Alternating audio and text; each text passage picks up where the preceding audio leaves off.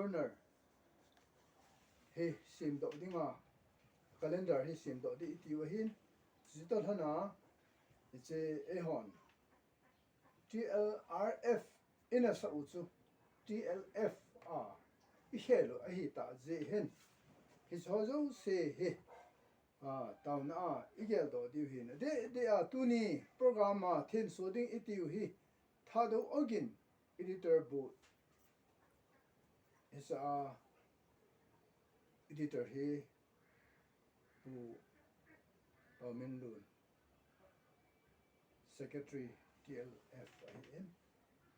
ama co-editor hi home bidding momoi sing so na hi so the assistant editor hi zathang hi so the ho zo se chairman to chairman ding vice chairman hi ding so the adang se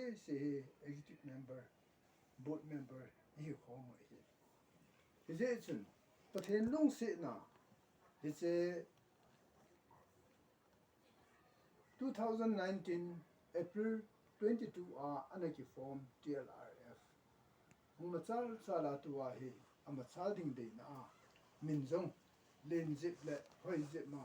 sule to gunjong tampi inei ta jewa magazine jong sudo ding thathum se le ti ho lungel ho ache ha na thei dinga tunia e hon his hozo se tauna heading iti na bahin pakai so keima Reverend Lhunsat Singsit Bible sang khalani in simdo ma sang katin ateng le his lam kai ho pakai ya kat do na phun do na le taw pi na so kan ne ya fa chai na hijeng le panti Bible ka simdo num hi kolasi bung thum sang som le sagi hin sule ipi hizong le thulam hi helang na to thil bol lam hizong le na bol jong seu chu pakai ji su minin bolun lang sule ama wangin pa le pathin su thang ba jingon sule sang som ni le thum hin sule na hon na bol jong seu chu na lungilum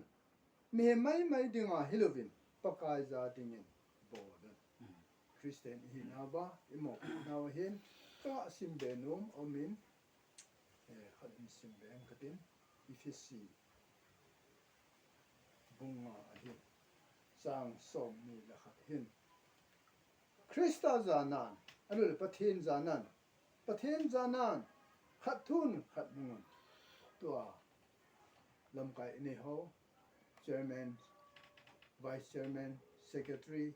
so the department chuma imo pu na ho zo se pakai jin min tha ki sa jung zuyen mo pu se pakai yen hat na tha ne pi hen lang tun keima pathin hacha Reverend Lhunsat Singsit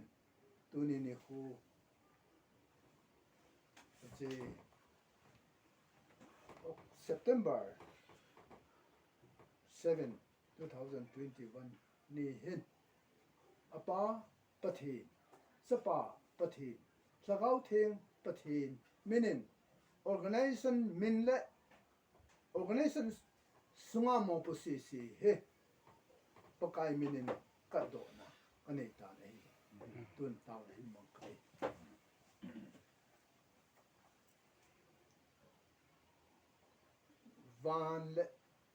van nui le si le sunga thil zo si pa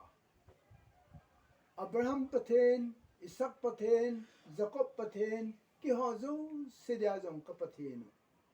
Ehu hing pau pakai Krista wanga. He pa ti a ko thena.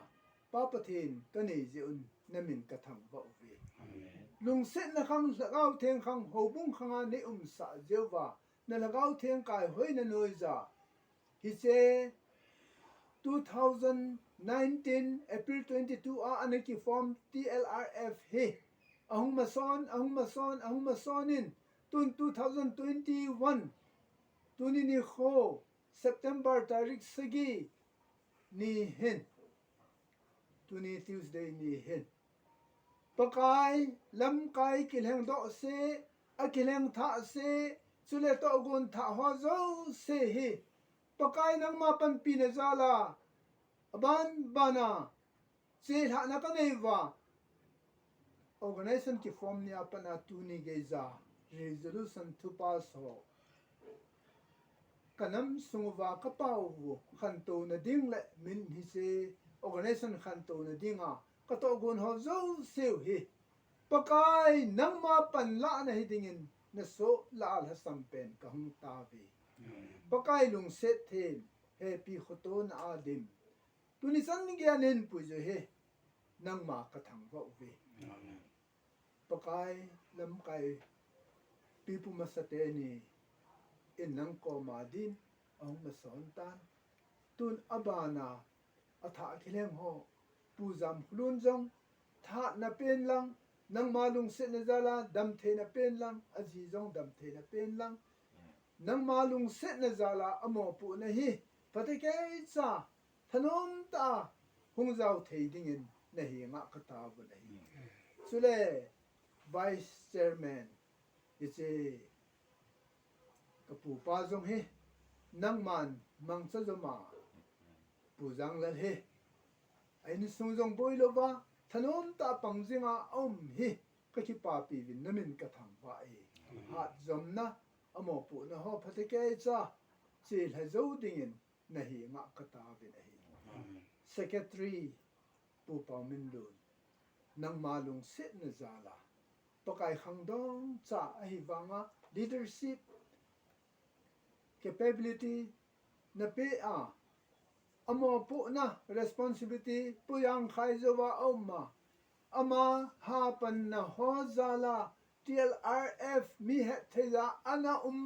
sanga chung nung zole ministry len zo a min ka helu TLF he pakai ama mangchaki na ki ho jong ki tho khom ki na ministry hat be che na dingin ama magazine langa amo pu na hin amo pu khom pi ho momoi le zathang a hin pakai chule editor board ka hevin chule tu chunga article ki ji ho a hin nang man lung se ta in hi se kana to u mu thei dinga ka so do gon ho hi nang ma pan la na dingin na so ka ta be hi amen o lung se them pa pathi nang ma lung se na zala hi se writers group langa mo pu na tha nei it is nang man kapu ahin chule iche mangcha mo pu na poetry lang competition na abet na ding chule iche traditional forma ki von khat lim asem diu hiti langa mo pu dinga pang pu ties kip ge na hi chule nang malung set na zala nang ma happy na zala hise ang lung ding ni kho a thu hol bedding katina wa mo pu na kamasangu wa kaneyo ahin ade de a pakai ahung lung ding tarik som ni la khana pana som ni la ger ka sunga competition ding ka to go no hi hen lang chule kamasang ta wa hung lung ding tarik som le gu ni a executive committee meeting khat be to ke ding hitia chu pakai moto ding gon tup ding kati ho zo se ho jong phatake cha che ha theina din nang ma pui khom ki na ka ngai cha be na hi amo pu the zo se hung wa hitia chu pakai izam tia hiche na so ke ma ta jong he kamo pu na ho dang ka ki ngai to ale Friday ni apana hi ka poi di ho ka ngai to ale ka sei thei pun hi jong le ke je jong ka jaw no min nang man lampi ni han pi ding in ka ta be nei o lung se na din pa pathi nang ma happy na zala hi che a mo pu na ka nei khom na wa ka to gu na wa nang ma pi put na ka ngai sa win journal calendar ka sem diu jong nang ma lung se na zala patake cha ka sem do theiwa source of income khana pan na din jong ka ta ba nei chule magazine then so na dinga he say release boarding pen minister ding kangai chavin chijong e kho sa pi u khat hi thei din ka ta ba nei amen magazine na he say advisor dinga pu Dr. Reverend V Silhu kange now zong pakai e san pi na di vin zong kong tao na hi nangman sumle pai kangai san ho nei pi vin lang dam the na kangai san ho nei pi vin lang organization su hat na dinga library lang ka to gon ho zong e ma pui zom dingun ka tao na hi writers board na ise Lhunsat ho Lhunsat secretary hina mo pu na ma ho loi ho jing zong organization min sit na thei tong do lova min phat che na dinga a hi na din na hi ma khata ba na hi pakai lung se te ke ho la a ko na he che le kha so do ding anaji so ho le anaji chai za library a koi ho a hin chule tu a solo lai so dinga ho a hin e zakai pakai nang ma pui hoina nei sanuwa lungthim tha nei pe bewa kanam pum pe dewa phachom le khabu ho jong kaji do be na divin jong kata ban ai tu ni ki khop naw kin asai na ge nei pui naw chunga namin thangwa na kapi lung se pe nang man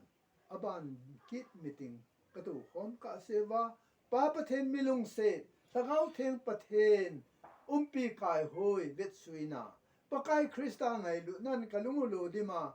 nangma lung set na phat pha en chan ki dingun ati san man tam ta ai chdo hu hin pu jesu krista minit ka hum ta be amen hallelujah